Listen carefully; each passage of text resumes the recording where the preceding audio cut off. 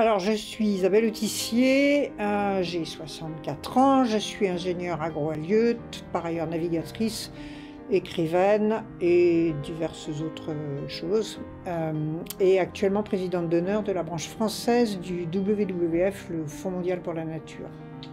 La définition de la biodiversité, c'est pas la mienne, c'est celle des scientifiques, parce que c'est avant tout eux qu'il faut écouter sur ce sujet-là. Donc vous avez la biodiversité qui tombe sous le sens, c'est celle des différentes espèces de plantes et d'animaux, mais à l'intérieur de ça, vous avez la biodiversité à l'intérieur d'une espèce qui est celle des différents individus, et c'est extrêmement important pour qu'une espèce survive, qu'il y ait une variété génétique importante. Et puis vous avez la biodiversité de l'assemblage des espèces, qui s'appelle les écosystèmes, et là aussi c'est extrêmement important qu'il y ait des écosystèmes le plus variés possible qui subsistent sur cette planète, parce que ça nous permet d'avoir la vie globalement en équilibre, enfin dans des équilibres évolutifs, mais en tout cas d'avoir une vie qui soit la plus riche possible sur cette planète. On assiste depuis quelques centaines d'années, on va dire, à un phénomène assez extraordinaire, c'est qu'il y a une espèce sur la planète, Homo sapiens, qui a été par son activité capable de tout modifier. La Terre, l'eau, l'océan, l'atmosphère, la haute atmosphère, le sous-sol et évidemment la vie autour d'elle. Et souvent, Homo sapiens a fait ça sans trop se préoccuper des conséquences de ce qu'il faisait. Et comme on est nombreux et qu'on a beaucoup d'activités, on a fini par modifier considérablement et en particulier prendre le territoire des autres espèces, le dégrader pour les autres espèces, qu'elles soient animales ou végétales, y compris microbiennes, hein, bien sûr. Et ça commence à se retourner un peu contre nous, parce que, étant une des espèces de la vie de cette planète, on est comme toutes les autres, on a besoin de tout le monde. Et donc, voilà, donc c'est un peu le dilemme dans lequel on est. Le WWF, qui mesure au niveau international la dégradation des espèces de vertébrés sauvages, a mesuré plus de 60% de disparition de ces vertébrés sauvages depuis 40 ans, donc c'est évidemment considérable. Et on sait que pour les insectes, c'est beaucoup plus que ça. Et, voilà. Donc comment par tout ce qu'on fait. Je citerai là, là aussi, il faut écouter les scientifiques, en particulier l'IPBES, hein, la plateforme internationale des scientifiques sur la question de la biodiversité. La question principale, c'est l'agriculture industrielle. Qui va donc soit couper les forêts, assécher les marais, détourner les fleuves, prendre de l'eau, etc. Et là, qui va avoir un rôle extrêmement important. On pourrait citer le dérèglement climatique, qui évidemment atteint beaucoup les espèces, les pollutions en tout genre, et je pense en particulier, c'est peut-être ma fille marine, mais les pollutions marines comme les pollutions au plastique ou les pollutions issues de l'agriculture qui vont changer le sexe, par exemple, des animaux marins, sont tout à fait considérables. Après, il faut aussi parler des espèces invasives, qui là sont un phénomène un peu différent, qui sont dus aux échanges en fait, d'espèces à cause de la mondialisation, hein, qui sont dans les bagages en quelque sorte des hommes et de leurs marchandises, et qui viennent coloniser des milieux, souvent au détriment des espèces locales. Donc tous ces phénomènes en fait, vont concourir à la disparition de la biodiversité. Alors la lueur d'espoir pour la planète, elle est heureusement pas due au Covid, elle se manifeste quand même depuis, j'allais dire globalement, quelques dizaines d'années. Hein. On a vu les mouvements pour le climat, et puis on commence à voir un certain nombre d'associations et de mouvements autour des questions de biodiversité, autour des questions de pollution plastique, etc. Tout simplement parce que je crois que l'être humain prend conscience de la mort qu'il sème autour de lui, et prend conscience en même temps, souvent, des dérèglements que ça apporte à sa propre vie, à lui, et surtout à nos vies en société. Et que ce soit le climat ou la biodiversité, ces dérèglements provoquent des dérèglements de la vie, des dérèglements de l'économie, des dérèglements de la société, et donc sont source de conflits. Donc on voit très nettement, quand on analyse un certain nombre de grands conflits, le rapport assez direct au départ avec des atteintes à la biodiversité. Pour les actions au quotidien, je vous renverrai à une appli que le WWF a créée qui s'appelle WAG, W-A-G, We Act for Good, qui va en gros vous proposer 250 choses à faire dans la journée. Hein. Et des choses simples, pas chères, que tout le monde peut faire. Alors ça va depuis maîtriser sa consommation, essayer de ne pas acheter sur Amazon 42 vêtements pour en renvoyer 41 et puis éventuellement garder un. Ça passe par manger moins de viande et moins de protéines animales, parce que de toute façon c'est pas bon ni pour la santé, ni pour le porte-monnaie, ni évidemment pour la planète. Ça passe par manger plus bio, qui est aussi meilleur pour la santé. Ça passe par faire plus de vélo, qui est aussi meilleur pour le porte-monnaie et pour la santé. Ça passe par, voilà, par tout un tas de petits gestes. Ça passe, quand on peut le maîtriser, par maîtriser la température, parce qu'il vaut mieux porter un petit pull que mettre 3 degrés de plus dans la pièce pour vivre en t-shirt. Enfin voilà, il y a des tas et des tas de petits gestes. Et puis on peut aussi faire des choses qui vont au-devant de la sauvegarde, par exemple, de la biodiversité. En tant qu'étudiant, vous le faites peut-être déjà, mais s'il y a des espaces verts autour de votre école, il y a moyen de mettre des nichoirs, il y a moyen de mettre des hôtels à insectes, il y a moyen de faire tout un tas de choses. Et c'est assez sympa parce que, d'abord, c'est plus agréable. Et puis, la vie a une grande force. Et la biodiversité, d'une manière générale, a une grande force. Et souvent, pas toujours malheureusement, mais souvent, quand on offre à la nature des endroits pour se régénérer, elle le fait. On le voit par exemple très bien sur les aires marines protégées.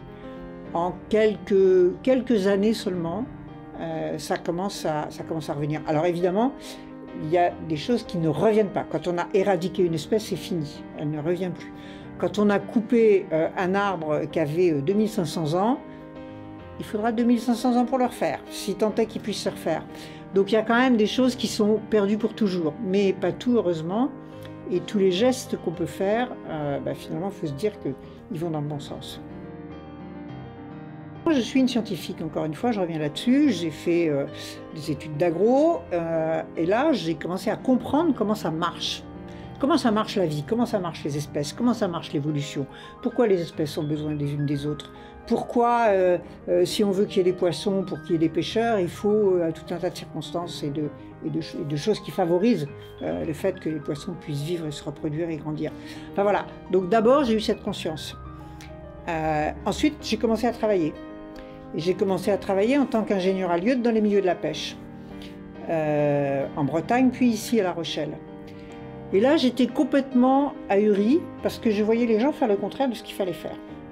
C'est-à-dire, je voyais les pêcheurs engagés dans une course effrénée à la surpêche, qui continue malheureusement encore, où, quand on voyait que la pêche diminuait, on mettait plus d'engins, avec des bateaux plus gros, avec des moteurs plus gros, et on mettait on mettait des chaluts plus grands, et on mettait plus de casiers et plus de filets. Aujourd'hui, un bateau, dans le golfe de Gascogne, met 30 km de filets. Chaque bateau met autant de filets que pour aller d'ici à Surgères. Chaque bateau. Donc évidemment, dans cette course à la destruction, l'homme est perdant. La nature est perdante, parce que bien sûr, les espèces vont diminuer, on a affaire à un milieu sauvage. Mais l'homme est perdant parce que quand il n'y a plus de poissons, il n'y a plus de pêcheurs. Et quand il n'y a plus de pêcheurs, il n'y a plus de boulot. Et donc, moi, quand j'ai vécu ça, et que je voyais combien nous, les scientifiques, on pouvait mesurer ces choses-là et on pouvait dire aux pêcheurs et aux gens qui géraient la pêche, on en est là et si on continue, on va aller là. On était très difficilement audibles. Parce qu'on nous disait, d'abord, qu'est-ce qu'ils nous prouvent? Et puis d'abord, on verra bien. Et puis d'abord, j'ai mon bateau à payer. Et puis voilà. Et on a plongé tête la première dans le désordre. Moi, quand je suis arrivée en 1980 à La Rochelle, dans le bassin des chalutiers, on pouvait traverser à pied d'un bateau à l'autre, tellement il y avait de bateaux de pêche dans le port. Vous allez aujourd'hui à La Palisse, puisque le port est là-bas, c'est sinistre. C'est sinistre. Vous avez 10 bateaux. Donc on a vraiment, on a gaspillé une richesse extraordinaire qui était là, à quelques centaines de mètres d'ici, à quelques kilomètres d'ici. Donc c'est vrai que, voilà, forcément on se dit, bon, qu'est-ce qu'on peut essayer de faire pour que les gens comprennent que leur intérêt, c'est qu'il y ait de la vie autour d'eux. Transmettre son patrimoine, c'est deux choses. C'est transmettre, d'abord, je pense, le patrimoine humain. Qu'est-ce que j'ai dans la tête? Qu'est-ce que j'ai comme expérience? Qu'est-ce que j'ai vu? Qu'est-ce que j'ai appris? Je sais bien que des fois, et j'en ai fait partie, je pense, les jeunes générations disent, on casse les pieds les vieux. Mais je pense que si on ne s'intéresse pas à l'histoire, on ne comprend pas le futur. et on ne se prépare pas au futur. Donc c'est extrêmement, je pense que ça c'est important, de pouvoir parler avec les jeunes générations et de leur dire, ben voilà ce que j'ai vécu moi, voilà ce qui s'est passé, comme je viens de vous le dire par exemple sur la question de la pêche, moi j'ai vécu ça. Alors ça peut vous servir pour essayer de changer les choses et pour ne pas refaire les mêmes bêtises qu'on a fait nous dans notre génération. Après, il y a la transmission du patrimoine de manière beaucoup plus prosaïque, sonnante et trébuchante. Alors là, c'est un peu différent, évidemment. Le WWF, comme toutes les associations et fondations, a besoin de moyens financiers pour exister. Par exemple, aujourd'hui, au WWF France, il y a environ 120 salariés qui sont des gens extrêmement spécialisés, de très haut niveau. Donc bien sûr, il est normal de les payer. Ça, forcément, ça coûte beaucoup d'argent. Donc si on veut garder notre indépendance, on veut un minimum de fonds publics. On en a un tout petit peu, on en a à peu près 3%, mais on a besoin que les citoyens qui nous font confiance, qui pensent qu'on peut les aider vers cette démarche plus, je dirais, plus raisonnable, on a besoin aussi qu'ils nous fassent confiance financièrement et donc que les gens nous lèguent leur patrimoine, et en faisant ça, je trouve que c'est aussi une forme d'investissement sur l'avenir. Quand on décide de faire son testament, moi je l'ai fait. Je m'étais juré que le jour de mes 50 ans, je le ferais. Donc le jour de mes 50 ans, je l'ai fait. C'est pas une idée triste. C'est pas pour se dire je vais mourir, on va tous mourir, hein, so what. On peut mourir à 25 ans, à 50 ou à 105. C'est de dire ce que j'ai pu avoir. Moi par exemple, j'ai une maison, j'ai un peu des sous à la banque. À quoi je veux que ça serve? Et je préfère le décider moi aujourd'hui, parce que je me dis, quand je serai plus là, il y aura des gens qui feront quelque chose avec l'argent que je leur ai donné et qui iront dans le sens que je veux. Donc finalement, c'est aussi une façon de me projeter dans l'avenir. Donc voilà, le patrimoine, c'est à la fois humain, mais c'est aussi prosaïquement financier. Et j'aime bien cette phrase qui dit que l'optimisme et le pessimisme sont les deux faces d'une même chose qui s'appelle la démission. Si vous êtes complètement pessimiste, vous vous dites c'est foutu, de toute façon c'est pas la peine de faire quelque chose, c'est foutu, donc vous faites rien. Si vous êtes complètement optimiste, vous vous dites il y a un mec génial qui va arriver, qui va nous arranger le coup, ou la science, ou je sais pas qui, ou je sais pas quoi, donc c'est pas la peine de se fatiguer, puisque de toute façon il y a des gens qui s'en occupent. Donc vous faites rien non plus. Et moi je crois que c'est ni l'un ni l'autre qui va se passer. C'est uniquement parce que nous, on va faire, comme toujours dans les sociétés. Les sociétés ont toujours évolué parce que des individus, à un moment donné, se sont battus. Ils se sont mis ensemble, ils se sont battus. Je vais prendre un exemple très prosaïque, la Révolution française, elle n'est pas tombée dessus comme ça par hasard. C'est bien parce que pendant peut-être un siècle avant, il y a des gens qui ont commencé à réfléchir, il y a des gens qui ont commencé à se battre, ça n'a pas marché, ils ont recommencé, etc., etc. Et puis petit à petit, on est arrivé à ce mouvement qui a fait la Révolution française et la République. Donc voilà, moi je crois à ça. Enfin, je crois, c'est pas une croyance, je constate. Je constate que c'est ça qui marche, et j'allais dire tant mieux, parce que ça nous donne des clés pour nous être aux manettes. Moi, j'ai pas envie que ce soit les autres qui décident pour moi. J'ai envie, moi, de décider pour moi, et puis j'ai envie de décider avec les autres. Donc c'est pour ça que j'ai envie de faire partie de mouvements, de groupes, d'associations, de tout ce que vous voulez. J'ai envie d'utiliser mon bulletin de vote, j'ai envie d'utiliser ma carte bleue comme un signal aussi pour les entreprises. Bref, j'ai envie de compter. Et je crois que c'est comme ça qu'on fera changer les choses. Et de fait, on voit qu'elles sont en train de changer. Alors pas assez vite, malheureusement. Parce que là, on est dans une course de vitesse terrible, encore une fois, que ce soit pour le climat ou pour la biodiversité. Mais plus on va pouvoir faire avancer les choses, moins on va en souffrir. Parce que l'avenir, il sera ni blanc ni noir. Ça, c'est pour les contes de fées. L'avenir, il sera plus ou moins gris. S'il est gris clair, bon ce sera un petit peu désagréable de temps en temps, mais enfin bon, globalement, les sociétés s'en tireront sans trop de guerre et sans trop de désordre. S'il est gris foncé, ça fera très mal, et il y aura beaucoup de morts et beaucoup de souffrances. Moi, je ne sais pas où va être la barrière entre les deux, et puis ça dépend de l'horizon qu'on regarde. Si on regarde 2030, où déjà la vie sera assez différente de maintenant, à mon avis, on peut regarder 2050, on peut regarder 2100, on peut regarder encore beaucoup plus loin. Donc tout ça, évidemment, n'est pas fixé.